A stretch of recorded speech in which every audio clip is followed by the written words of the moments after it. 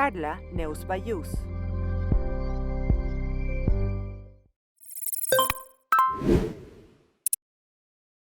Hola a todas, todos, todes.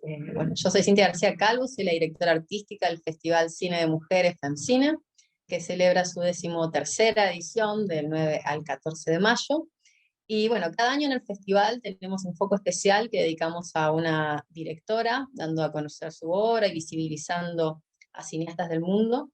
Y este año el foco está dedicado a Neus Bayús, de quien se exhiben sus 3 películas, La Plaga, El viaje de Marta y 6 días corrientes. Y bueno, tenemos la suerte de poder tener a Neus para dialogar con ella, conocerla un poco más y conocer sus películas también. Hola Neus. Hola Cintia, muchas gracias por el foco que dedicáis a mis 3 largometrajes y muchas ganas de que el público en Chile lo descubra, ¿no? Sí. Bueno, también muchas ganas del festival de que el público te pueda descubrir tus películas, tu forma de trabajo también en particular, de la que seguramente vamos a estar hablando ahora. Hace algunas ediciones atrás vimos La Plaga, así que ahora vamos a conocer tus 3 películas. Y bueno, un poco para introducir también como a la gente, en tus películas vos te moves mucho en el terreno del híbrido, ¿no? Entre la ficción y el documental. Tus películas también responden a procesos muy largos de trabajo, de investigación, donde trabajas con actores naturales. Entonces, un poco también para explicar tus inicios, ¿no? Y este perfil particular, que creo que también es tu sello.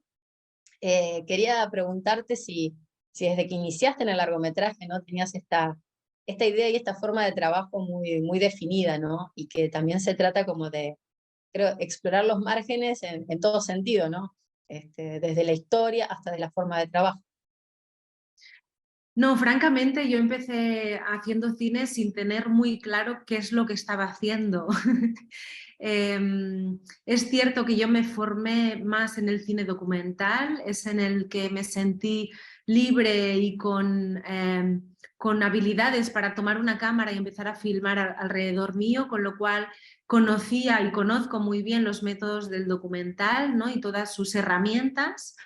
Pero es verdad que al empezar a preparar La Plaga, mi ópera prima, me di cuenta que para hacer llegar esta historia, estos personajes reales, a un público más amplio y que lo pudieran percibir como una fábula, casi como un cuento, tenía que introducir elementos y herramientas de la ficción, ¿no? De la idea del cuento, con el que todos estamos tan habituados y familiarizados desde niños, ¿no?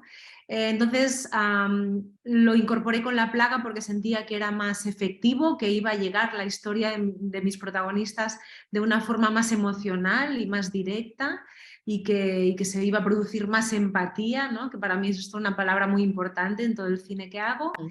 Y no he dejado de hacerlo, ¿no? O sea, jamás he dejado de usar cada vez más la ficción sin tampoco abandonar esta brecha a la realidad que me interesa tanto, ¿no?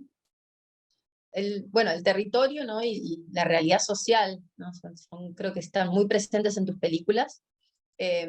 Y te quería preguntar sobre si esto suele ser como el punto de partida de las historias, ¿no? O suele tal vez ser una situación o personajes que conozcas. Tal vez en cada caso fue diferente, ¿no? Por ahí después podemos ahondar en cada película, pero en términos generales digo, ¿cómo es ese punto de partida de las historias? La verdad es que no es justamente el territorio de lo social lo que me empuja a hacer una película, pero entiendo que mis preocupaciones como ciudadana se acaban filtrando inevitablemente en las películas y están ahí, ¿no? Todo lo político, ideológico, aunque no lo reflexionemos, se acaba apareciendo.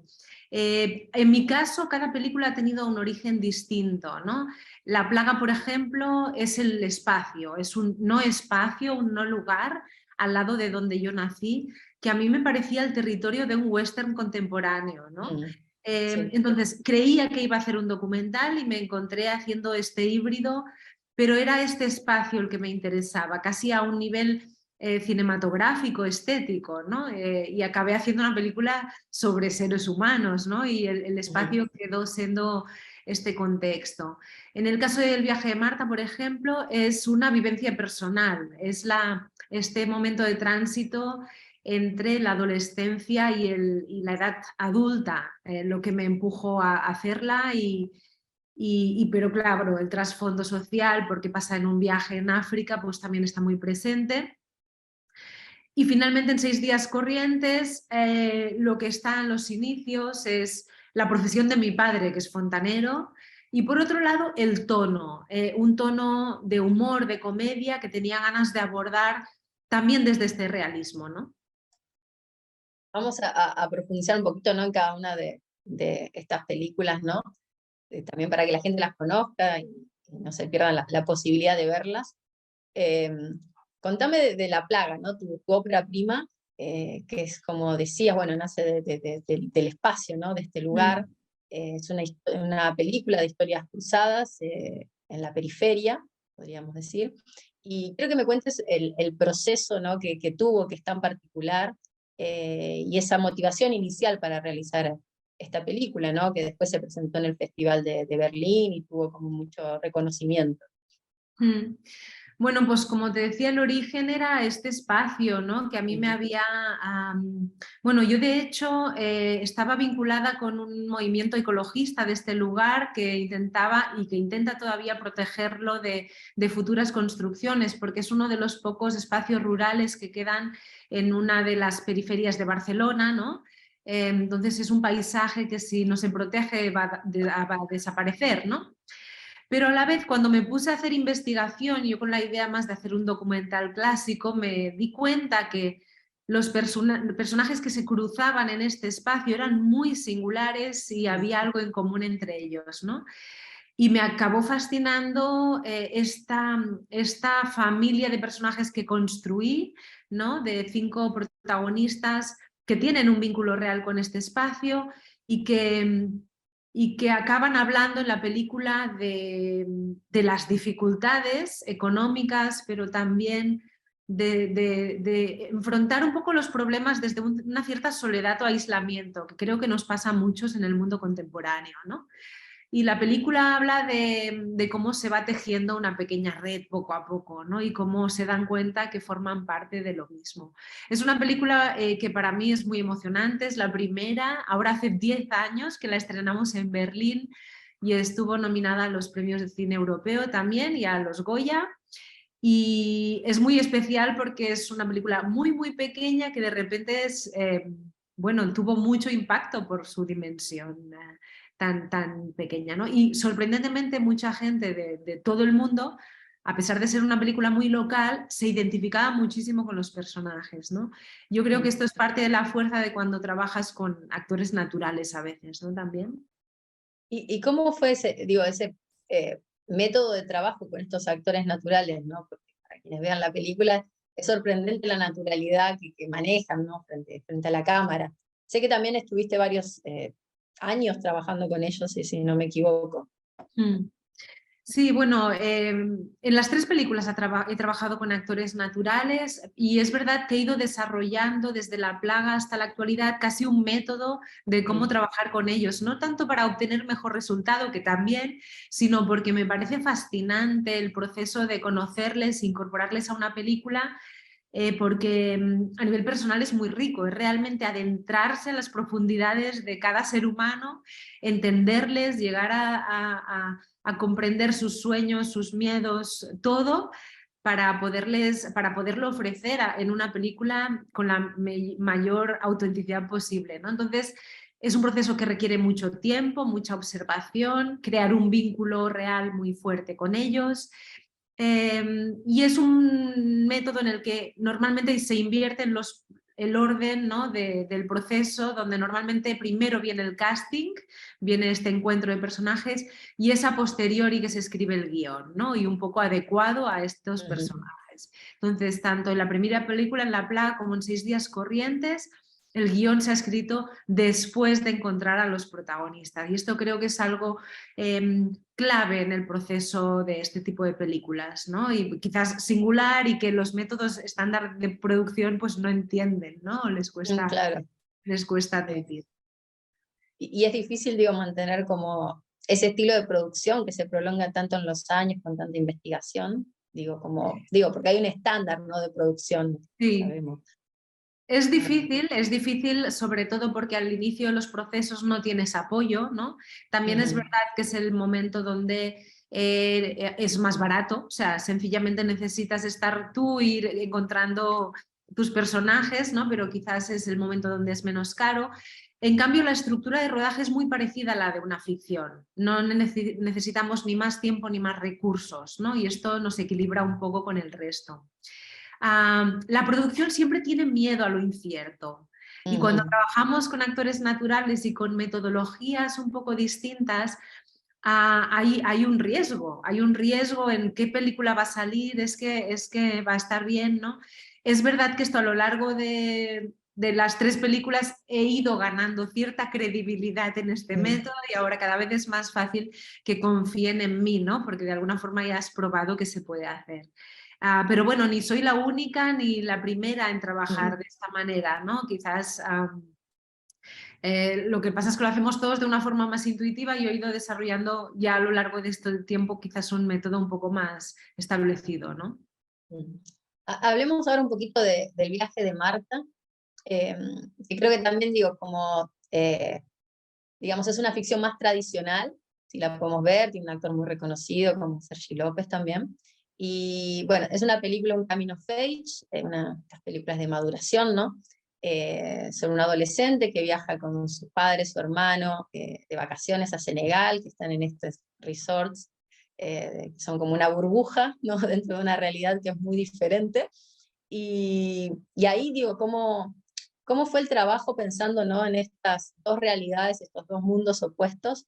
Y cómo fuiste trabajando, digamos, para ir descubriendo esa realidad que tiene Senegal, ¿no? Que además no sé si es un territorio que te resulta cercano o lejano, como para poder plasmarlo. Bueno, justamente yo en mi adolescencia hice muchos viajes, muchos a Latinoamérica. Chile todavía no lo conozco, Okay. pero estuve mucho tiempo en Perú, en México, en Nicaragua. Estuve en Senegal también y de todos estos viajes fue el que me impactó más por la gran distancia cultural y también económica que me separaba con la gente que conocí, ¿no? También lingüística, o sea, yo no hablaba francés en aquel momento y fue un viaje de choque, ¿no? De choque en el sentido de que descubrí la pobreza, ya la conocía, la había visto en otros países, pero claramente había visto en Senegal una dureza que no conocía y la incapacidad prácticamente de relacionarme con la gente de una forma más o menos igualitaria, ¿no? Entonces sí que me hizo tomar conciencia que el lugar donde nacemos es un hecho muy determinante sobre la forma como nos vamos a vincular de forma personal con los demás, ¿no? Y hay siempre estas diferencias culturales, pero sobre todo económicas y de poder, que por mucho que te quieras entender, están encima nuestro, ¿no? Y tienes que ser consciente de ellas si quieres vincularte de otra manera. Y esto me chocó muchísimo. Entonces, a partir de esta incomodidad que me generó años más tarde, reconecté con la gente de Senegal que conocía, hice un trabajo de campo para ver cómo reproducir esta experiencia de un adolescente diferente a la que yo viví, pero que es un tiempo de maduración donde comete muchos errores y quizás forma en ese momento su pensamiento político casi o humanístico, ¿no? Respecto a cómo vincularse con el otro cuando sabes que hay estructuras de poder que son que están por encima, ¿no? De las relaciones personales. Y un poco este fue el motor de Staff Only. Y sí, tuve que aprender mucho sobre el contexto en Senegal. Ahora diría que es como mi país de acogida prácticamente porque voy seguido desde entonces y tengo como todo un grupo de gente allí. Pero sí, tenía que conocerlo para poder contarlo un poco mejor, ¿no? ¿Y cómo, digamos, fue el rodaje, digo, en este sentido de mezclar los actores naturales con actores que justamente vienen, ¿no? De un lugar y tal vez de una forma de trabajo muy diferente, con una estructura distinta, y poder, digamos, fusionar todo esto? No sé si ellos hicieron una investigación previa, estuvieron antes, ¿cómo fue ese proceso? No, de hecho, bueno, a todos, hay que decir que el 90% del elenco eran no actores, o sea, eran actores naturales, tanto senegaleses como españoles, franceses también, ¿no? Entonces, prácticamente el único actor profesional era Sergi López, ¿no? Que Sergi, en este caso, casi que se embarcó en el proyecto por esta naturaleza de apertura hacia lo real y hacia esta imperfección y hacia también lo imprevisible, ¿no? Entonces, lo hicimos preparándoles para poder interpretar este rol, evidentemente, pero luego rodando cronológicamente, en un hotel en marcha, en funcionamiento, con turistas de verdad, con camareros de verdad, ¿no? Donde la película se insertaba en esa realidad, ¿no? De alguna forma, rodando en mercados en funcionamiento. Es decir, fue escribir una ficción para meterla dentro de un contexto real en Senegal, donde se iba nutriendo un poco de estas situaciones, ¿no? Del ruido, de las vivencias que pasaban allí. Entonces no fue difícil, o sea, Sergi, en realidad, si has dirigido a no actores, dirigir a Sergi López es facilísimo, ¿no? Tiene sus herramientas y justamente es interesante porque los no actores se ayudan de la estructura que un actor les puede dar, ¿no? Con el texto, los movimientos en una escena, y en cambio los actores profesionales, como Sergi, con mucha experiencia, se nutren mucho de la autenticidad y de la imperfección también de los actores naturales, ¿no? Con lo cual fue una experiencia, yo creo que muy interesante por los dos lados. Y en el caso, por ejemplo, de tener un actor como Sergi López, ¿en qué momentos decidís tener este tipo de actores profesionales, ¿no? Como insertos dentro de la trama? Bueno, porque yo descubrí a Sergi en un rodaje donde actuaba con un niño. Tenía que improvisar básicamente todo el rato. Es una película de Marc Recha que se llama Un día perfecto para volar. Entonces yo descubrí que Sergi es un gran no actor también, en el sentido que puede crear desde dentro de la escena. En realidad, Sergi es un actor creador. Puede improvisar, puede generar situaciones desde el personaje, ¿no? Puede trabajar desde la incertidumbre, que esto es algo que muchos actores no están cómodos ahí, ¿no? Entonces, sencillamente lo incorporé porque veía que era la mejor opción posible para el papel del padre de esta historia y que nadie lo haría mejor, ¿no? Pero es verdad que es un tipo de intérprete que no vemos tan habitualmente, ¿no? Está muy abierto a formas de trabajar muy distintas, ¿no? Claro. Y bueno, yendo a tu más reciente película, 6 días corrientes, bueno, ahí convertiste en actores también a gente por natural, podemos decir ahora. Y también algo interesante es como que te introducís un poco, ¿no?, en el género de la comedia, pero sin abandonar, ¿no?, lo que es el cine social o lo social. Antes decías, bueno, que esta historia surge un poco de tu experiencia, ¿no?, del trabajo de tu padre. Y en este caso me gustaría que cuentes el proceso, ¿no?, de trabajo con estos protagonistas y cómo también lograste hacer esta fusión, ¿no?, entre la comedia, lo social y sumar todos estos elementos. Bueno, pues este proyecto, 6 días corrientes, parte de esto, de la profesión de mi padre y de todas las historias que me contaba en la sobremesa, de todas las casas en las que había entrado y había hecho una reparación, y a mí me parecía que cada día vivía una película, ¿no? Él, porque es verdad que los fontaneros, como mucha gente trabaja en las casas y en lo doméstico, tiene un acceso muy privilegiado a cómo vivimos. Y no nos damos cuenta, pero son testigos de nuestras vidas, ¿no? Entonces quería darle no solo visibilidad, sino una voz a esta gente que jamás la tiene, por un lado, y por otro lado explorar la comedia que hay en estos encuentros tan breves, ¿no? Con el fontanero, con alguien que limpia, donde cada uno tiene un objetivo muy claro, y aparte nos encontramos tan rápidamente que se activan muchos prejuicios, ¿no? O sea, es una señora que limpia, una mujer del hogar, un fontanero, es como, ¿no? Todo parece dentro de categorías porque no te da tiempo de relacionarte, como llegar un poco más allá, ¿no? Entonces me pareció una buena manera de hablar de los prejuicios también, ¿no? Entonces, pues básicamente hice el mismo proceso. Yo creo que de las 3 películas es donde he acabado de desarrollar mejor el método, ¿no?, de encontrar a los personajes. Vi a más de 1000 fontaneros y elegí a los 3 protagonistas. Escuché muchas historias por el camino y a partir de encontrarles y trabajar con ellos en improvisaciones escribimos el guión, ¿no? Y el motor de la película casi siempre era: vamos a seguir trabajando para pasarlo bien, a ver qué descubrimos hoy, ¿no? Yo venía de las dos películas anteriores que tienen un tono más dramático y más denso, y me apetecía mucho hablar de cosas importantes desde la ligereza, ¿no? De decir, bueno, tenemos que estar siempre llorando con lo que ocurre en el mundo, no podemos reírnos un poco. Y casi lo necesitaba de forma vital como cineasta y como persona, ¿no? Y esto pues nos estuvimos encontrando a lo largo de 2 años con los protagonistas, donde hacíamos improvisaciones y yo en paralelo iba escribiendo el guión con 2 escritoras más, bajo el seudónimo de Margarita Melgar, mis coescritoras. Y bueno, entonces lo mismo, lo rodamos cronológicamente, con la singularidad que ellos no sabían qué iba a ocurrir en la película. Es decir, que ellos se encontraban en el set, qué es lo que iba a pasar, ¿no? O sea, no tenían un guión ellos. No, existía un guión que el equipo tenía, pero ellos no tenían acceso, justamente para preservar esa capacidad de sorprenderse, ¿no? que nos da la vida, ¿no? Sí. Y ahí un poco la dirección era como continúen lo que va sucediendo, como reaccionen a eso. Sí, exacto. O sea, nosotros les poníamos trampas, que es las averías de la película, por ejemplo, están creadas por alguien en el equipo de arte, con lo cual ellos tienen que encontrar una avería real y solucionarla.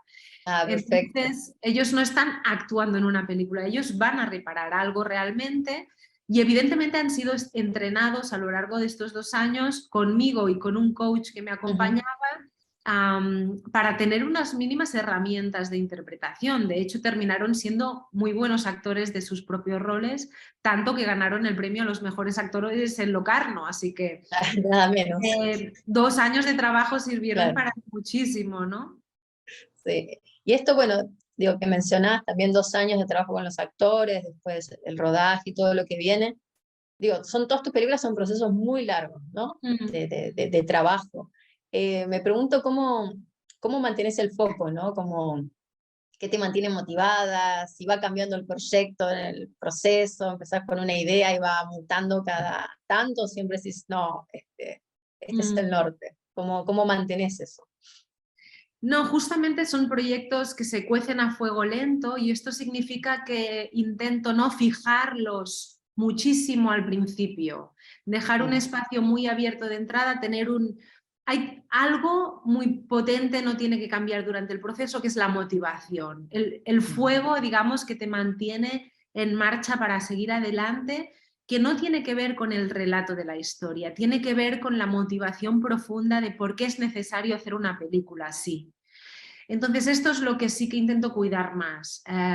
Y es curioso, pero jamás se me ha terminado en ninguna película que haya tardado 6 años, ¿no?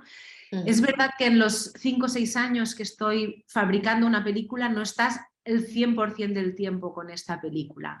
Es decir, son procesos en los que hay que dejar descansar, ¿no? Es decir, nos vemos con los actores una vez a la semana, el resto del tiempo ellos se van a trabajar a sus vidas, yo escribo otras cosas. Rodé la película en Senegal, de hecho, mientras ya estaba ensayando 6 días corrientes. Puedes solapar proyectos, ¿no? Lo que pasa es que es necesario tiempos de reflexión entre medio, ¿no?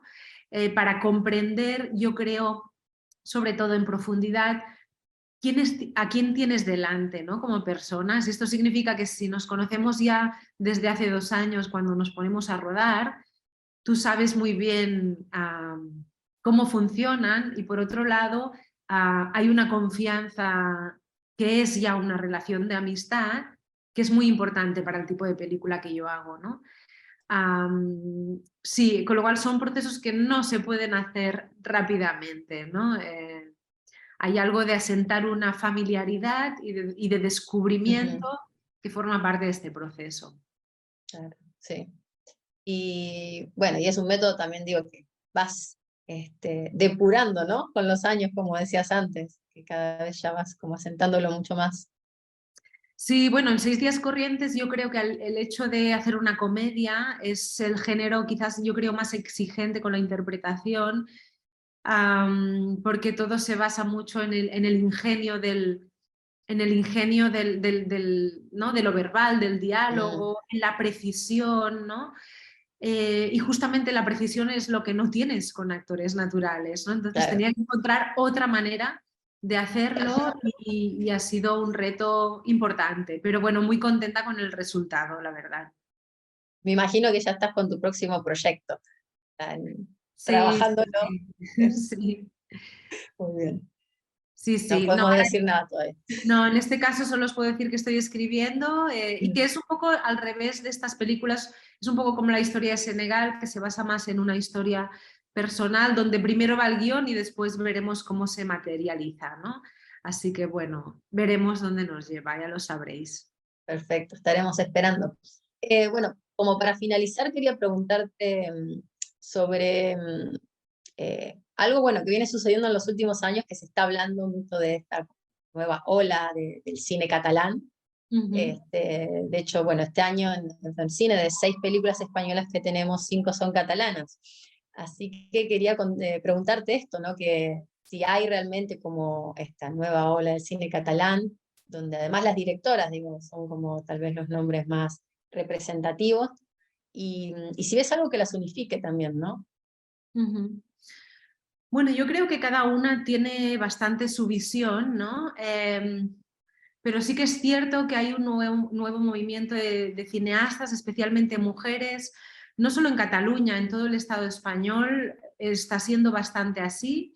En el caso catalán, como lo conozco un poco más, sí que es verdad que ha habido, a raíz de la creación de una asociación que se llama Donas Visuals, de mujeres cineastas, sí que ha habido una voluntad política de incidir en cómo se gestiona el dinero público, ¿no? Un poco a imagen del caso de Suecia, nos preguntábamos qué pasa, porque somos solamente el 20% de las mujeres que dirigimos películas, y sí que en este caso el ISE, que es la institución que se dedica al cine en Cataluña, bueno, hizo una apuesta decidida por apoyar o sea, el máximo, o sea, intentar conseguir la igualdad, ¿no? En los puestos de decisión importantes en las películas.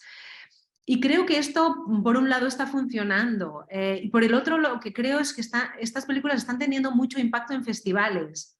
Porque, ¿qué pasa? Cuando se incorporan nuevas visiones al cine, aportan novedad, aportan esta nueva perspectiva que quizás el público no había visto antes. Entonces, esto es algo que en los festivales es el primer lugar donde se ve, ¿no? Así que bueno, nos falta, yo creo que la industria confíe 100% en los proyectos de mujeres. Hablo del caso español, que es el que conozco más, y que finalmente pues, no se cuestione tanto, ¿no? Que podamos gestionar presupuestos de una cierta dimensión, que esta es un poco la batalla que nos queda por ganar, ¿no? Que siempre estamos trabajando con presupuestos mucho menores. Sí, es verdad. Pero ves que, digo, está avanzando, está creciendo, y me imagino que también esto, la visibilidad que tienen directoras como vos o como Carla Simón, es muy importante para eso. Es muy importante, yo diría, más que para eso, es importante para esperanzar a las nuevas generaciones. Ujú. Esto es algo que yo sentía que en nuestra etapa no lo tuvimos tanto. Esto es muy importante, o sea, que haya referentes. Pero falta que la industria se lo crea. Realmente es así, porque te das cuenta que tenemos un impacto mediático que no se corresponde con la confianza industrial que se nos da. Mm, sí, ¿Vale? Entonces el público tiene la falsa sensación de que tenemos mucho poder en nuestras manos y no es ujú, cierto. Todavía hay mucho que empujar, tengo la sensación. así es. Bueno, pero en ese camino estamos, un poco Allí también. Aquí estamos, sí. estamos, y desde el cine también buscamos eso, visibilizar, apoyar. Y bueno, te agradezco mucho, Neus, por tu tiempo, por tus películas que estamos exhibiendo en FemCine. Así que bueno, muchas No, gracias. os agradezco a vosotras la selección, deseo mucho que vean las películas. eh, no podré recibir el feedback, pero me pueden buscar por las redes. Me gustará mucho saber qué piensa el público chileno de cómo las perciben, ¿no? Y nada, que disfruten del festival, de todo lo que proponéis. Muchas gracias. Gracias a vosotras.